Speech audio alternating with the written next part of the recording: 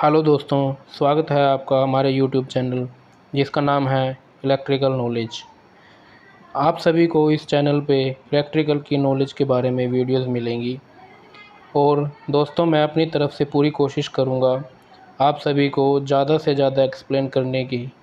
और यदि इसके बावजूद भी आप सभी की कोई क्वेरीज़ रहती हैं तो कृपया प्लीज़ कमेंट बॉक्स में ज़रूर मेंशन करना। मैं आप सभी के कमेंट का उत्तर देने की पूरी कोशिश करूँगा।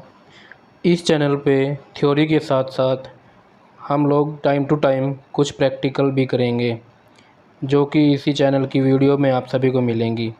सबसे पहले हमारा आता है इंट्रोडक्शन।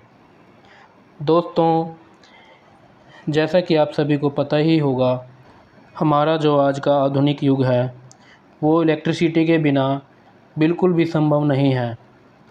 छोटी झोंपड़ी से लेकर बड़ी इंडस्ट्री तक आज सभी जगह इलेक्ट्रिसिटी का बहुत बड़े स्केल पर प्रयोग किया जाता है। इसके बिना हम आधुनिक जीवन की कल्पना भी नहीं कर सकते। आज हम चाँद पर भी पहुंच गए हैं, ये सब इलेक्ट्रिसिटी की वजह से ही संभव हुआ है। जैसे दोस्तों, बिना बिजली के कुछ भी संभव नहीं है हमारे जीवन में, उसी प्रकार इलेक्ट्रिशियन के बिना भी हमारा जीवन अधूरा ही है। हम ना तो हाउस वायरिंग करवा सकते हैं और ना ही हमारी इंडस्ट्री में काम हो सकता है, क्योंकि इलेक्ट्रिशियन ही है जो हमें बिजली प्रोवाइड करवाते हैं, चाहे वो किसी भी माध्यम से हो। चाहे तो हम पावर हाउस में इलेक्ट्रिशियन की बात करें, या हम इंडस्ट्री में इलेक्ट्रिशियन की बात करें, या फिर हम हाउस वायरिंग के लिए इलेक्ट्रिशियन की बात करें। इलेक्ट्रिशियन भी हमारे जीवन का एक अटूट हिस्सा हैं। तो मैं उन भाइयों को कहना चाहता हूँ जो अभी ITI में इलेक्ट्रिशियन की ट्रेड से डिप्लोमा कर रहे हैं, या कुछ भाई ऐसे हैं जो शॉप पे दुकान पे काम सीख रहे हैं, तो मैं ये कहना चाहता हूँ कि ये वीडियोज़ उनके लिए बहुत बहुत बहुत ज़्यादा यूज़फुल होंगी। तो इन वीडियोज़ को पूरा देखें, और यदि कहीं से भी आपको कोई शंका लगे, ना समझ में आए, तो कृपया कमेंट करके ज़रूर बताएं। मैं आपके लिए हर समय आपको गाइड करने के लिए तैयार रहूँगा। तीसरा पॉइंट आता है हमारा सेफ्टी का। तो दोस्तों, मैं आपको कुछ बताना चाहता हूँ। कोई भी काम स्टार्ट करने से पहले हमें उसकी सेफ्टी के बारे में ज़रूर पता होना चाहिए, क्योंकि दोस्तों, ये एक ऐसा काम है जिसमें हमें गलती की कोई गुंजाइश नहीं मिलती। इस काम में हमें हर काम को परफेक्ट करने के बाद ही सप्लाई ऑन करनी पड़ती है। इसलिए हमें इलेक्ट्रिकल की हर सेफ्टी के बारे में ज्ञान ज़रूर होना चाहिए। जैसे दोस्तों, कहा भी गया है, electricity is a good servant but a bad master. जो बिजली है यह हमारे लिए हर काम करके दे सकती है, यदि हमें इसके सही प्रयोग के बारे में पता हो। तो दोस्तों, हमें बिजली के सही प्रयोग के लिए उसके बारे में ज्ञान ज़रूर होना चाहिए, अन्यथा यह एक मॉन्स्टर के समान है। जैसा कि आप सभी को पता भी होगा, या कहीं न्यूज़ चैनल पे आप सभी ने देखा भी होगा, या कभी आपने लाइव भी अपनी ज़िंदगी में देखा होगा कि कोई व्यक्ति पोल पे चढ़ा हुआ है और उसको बिजली का झटका लगते ही वो एक पल में राख के ढेर में तब्दील हो जाता है। तो दोस्तों, मैं आप सभी से हाथ जोड़कर रिक्वेस्ट करता हूँ कि बिजली का काम करते हुए आप सभी सावधानीपूर्वक काम करें और अपने आप को ज़्यादा से ज़्यादा इंसुलेट करके रखें। और दोस्तों, वैसे तो काफ़ी सावधानियां हैं इलेक्ट्रिकल के काम में।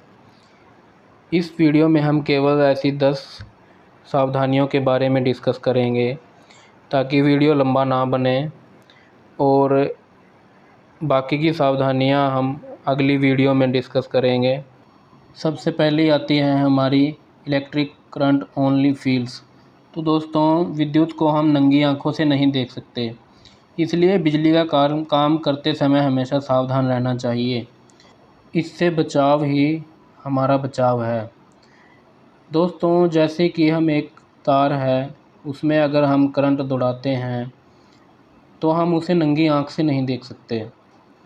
इससे हम केवल महसूस ही कर सकते हैं, या फिर हम हमारे इलेक्ट्रिकल जो इक्विपमेंट आते हैं उनसे पता लगा सकते हैं कि किसी वायर में करंट है या नहीं है। तो दोस्तों मेरा कहने का भाव यही है कि यदि आप किसी भी वायर को या किसी भी सर्किट में काम कर रहे हैं तो उसको सबसे पहले हमें ये ज़रूर देख लेना चाहिए कि उस वायर में करंट है या नहीं है। नेक्स्ट सेफ्टी आती है हमारी इंसुलेशन की। तो दोस्तों इंसुलेशन से मतलब है हमारा जो काम करने के औजार हैं वो अच्छी तरह से इंसुलेशन से ढके होने चाहिए। कहीं से भी इंसुलेशन टूटा हुआ या क्रैक नहीं होना चाहिए जिससे हमें इलेक्ट्रिकल शॉक लगे। तो दोस्तों मेरा कहने का मतलब यही है कि औजार हैं हमारे अच्छी कंपनी के और अच्छे इंसुलेशन वाले ही यूज़ करने चाहिए। तीसरी सेफ्टी आती है हमारी वर्क प्लेस की। तो दोस्तों जो हमारा काम करने का स्थान है वह साफ़ सुथरा होना चाहिए, और जो हम जिस बेंच पे या जिस भी हम वर्क स्टेशन पे काम करते हैं वह अच्छी तरह से मैनेज किया हुआ होना चाहिए। ये नहीं होना चाहिए कि वहाँ पे औजार बिखरे पड़े हैं या नट बोल्ट बिखरे पड़े हैं। वो सभी हमें एक ही क्रम में और एक अलग से जगह होनी चाहिए नट बोल्ट डालने के लिए, ताकि हमें ज़रूरत पड़ने पर हमारे औजार मिल सकें, हमें औजारों को इधर उधर ढूंढना ना पड़े।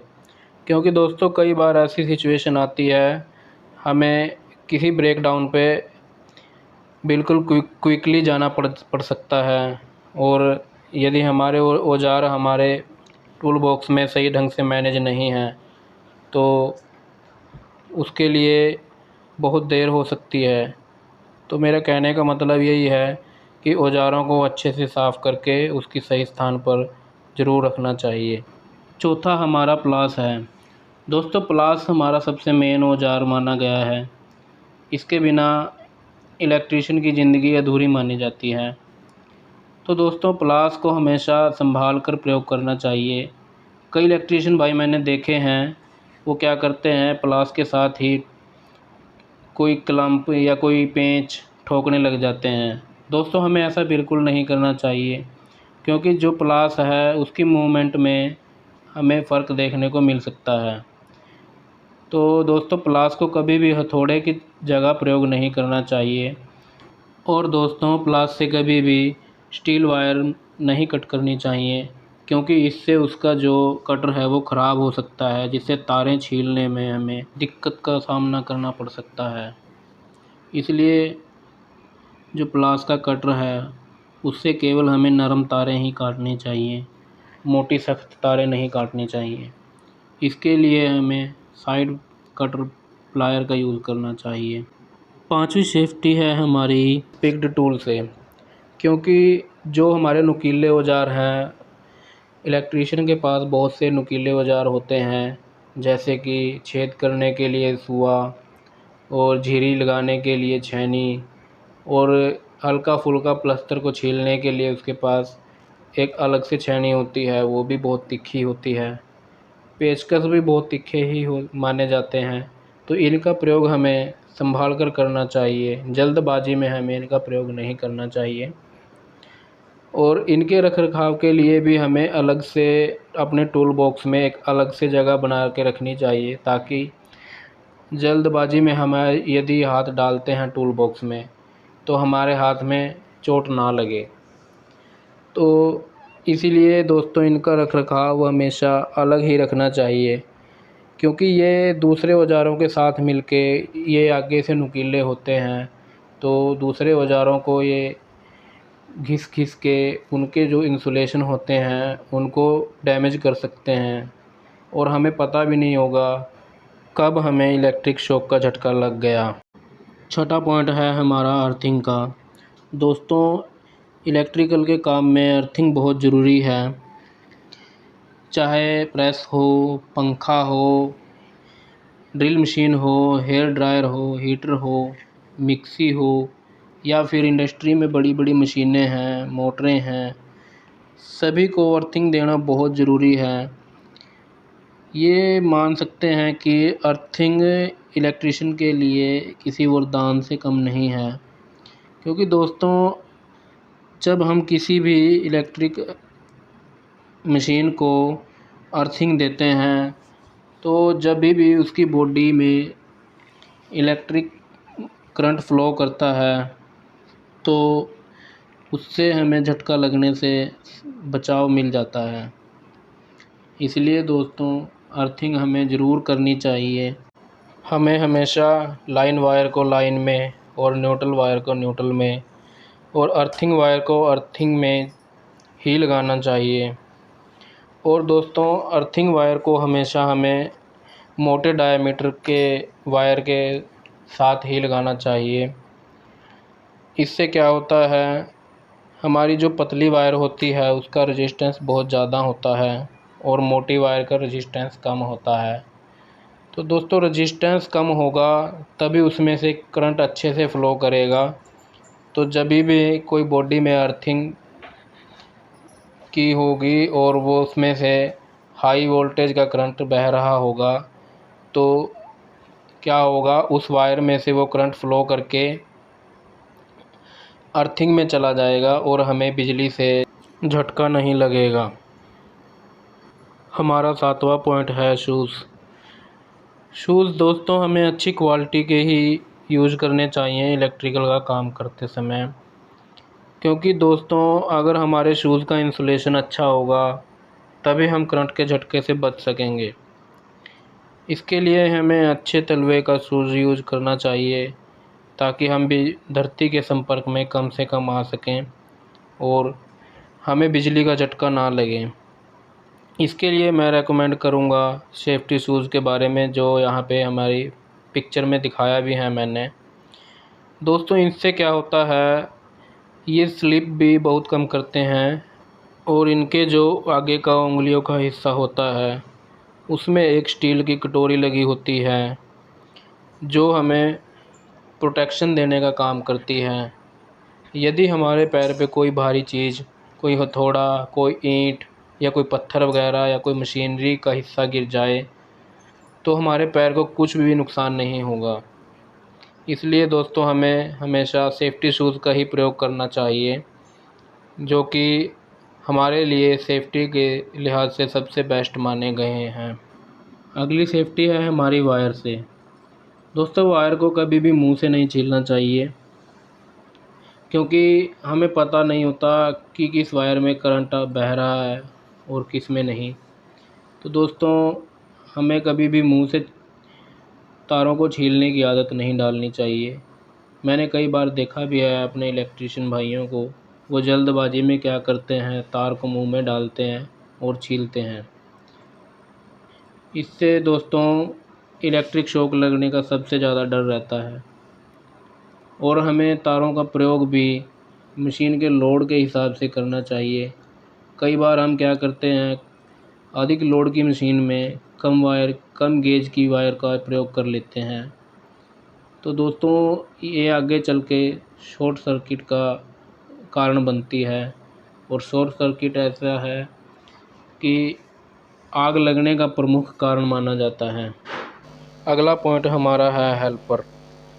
दोस्तों इलेक्ट्रिशियन को हमेशा अपने साथ एक हेल्पर ज़रूर रखना चाहिए। इससे क्या होता है, जब भी हम ऊंचे स्थान पे कहीं पे कार्य कर रहे होते हैं तो एक सीढ़ी का प्रयोग किया जाता है चढ़ने के लिए। और कई बार क्या होता है, ये सीढ़ी फिसल जाती है और इलेक्ट्रिशियन भाई को ऊपर से गिर के चोट लग जाती है। तो दोस्तों सीढ़ी को पकड़ने के लिए हमें एक हेल्पर ज़रूर रखना चाहिए अपने साथ। और कई बार हमने देखा है जब इलेक्ट्रिशियन भाई किसी पैनल में काम कर रहे होते हैं और वो मेन पैनल की सप्लाई को ऑफ़ करके आते हैं, इसके बाद क्या होता है, कई बार कोई शरारती तत्व, कोई व्यक्ति अनजाने में मेन सप्लाई को ऑन कर देता है और जो इलेक्ट्रिशियन होता है उसको करंट का झटका लग जाता है। तो इससे बचने के लिए हमें क्या करना चाहिए, जहाँ से हमने मेन सप्लाई बंद की हुई है वहाँ पे हमें अपने हेल्पर को खड़ा करना चाहिए ताकि कोई भी व्यक्ति आए तो वो उसे मेन सप्लाई ऑन करने से रोक सके। इसलिए हमें हमेशा अपने साथ एक हेल्पर ज़रूर रखना चाहिए। 10वां और लास्ट पॉइंट इस वीडियो का, दोस्तों, हमें वोल्टेज को हमेशा चेक करना चाहिए। क्या होता है, जब इलेक्ट्रीशियन किसी सर्किट ब्रेकर को ऑफ़ करके आता है और वो सर्किट ब्रेकर कई बार यूज होने के कारण जो उसके कॉन्टैक्ट हैं अंदर से मिले रह जाते हैं, जिस कारण सप्लाई पूरी तरह से कट नहीं पाती। इसलिए हमें मल्टीमीटर से हमेशा पहले वोल्टेज चेक करना चाहिए कि सर्किट ब्रेकर ऑफ होने के बाद आगे वोल्टेज सप्लाई ऑन तो नहीं है या आगे सप्लाई चालू तो नहीं रह गई। इसलिए दोस्तों हमें वोल्टेज को हमेशा चेक करके ही काम करना चाहिए। तो दोस्तों इस वीडियो में बस इतना ही। आगे और जानकारी के लिए हमारे आगे आने वाले पार्ट हैं उनको ज़रूर देखें और चैनल को सब्सक्राइब ज़रूर करें। दोस्तों ये हमारा फर्स्ट वीडियो है, हो सकता है आपको बोरिंग लगे, लेकिन आने वाले टाइम में हम आपके लिए बहुत अच्छे अच्छे टॉपिक और अच्छी अच्छी वीडियो ज़रूर बनाएंगे। तो दोस्तों धन्यवाद आपका वीडियो देखने के लिए।